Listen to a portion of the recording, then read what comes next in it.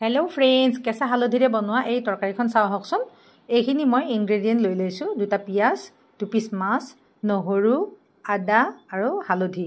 হালধিখিনি মই সৰু সৰুকৈ কাটি লৈ মিক্সিৰ বাটিটোত দি লৈছো ইয়াতে অকণমান পানী দি এটা ফাইন পেষ্ট বনাই লৈছো এইখিনি মই এতিয়া এটা বাটিত উলিয়াই লৈছো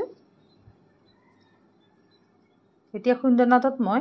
আদা নহৰুখিনি খুন্দি ললো আৰু পিয়াজ দুটা মই মিহি মিহিকৈ কাটি লৈছো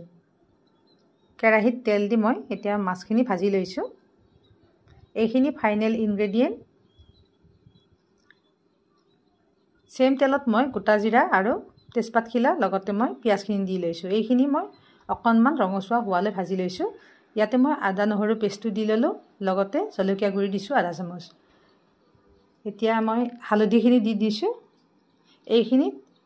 এতিয়া সোৱাদ অনুযায়ী মই নিমখ দি লৈছো ভালদৰে ভাজি লব লাগিব এইখিনি ভজা হলে या মই ইয়াতে এক গিলাস পানী দিছো আপোনালোকৰ হিচাপ মতে দি দিব ইয়াতে মই মাছখিনিও দি ললো আৰু কেঁচা জলকীয়া কেইটামান দিছো আৰু ধনিয়া গুৰি জিৰা গুৰি দি লৈছো এইখিনি মই 2 পৰা 3 মিনিট ভালদৰে সিজিবলৈ দিলো সঁচাকৈ খাব লাগে এইখন তৰকাৰী পেটৰ কাৰণে খুবেই ভাল ইয়া ৰেডি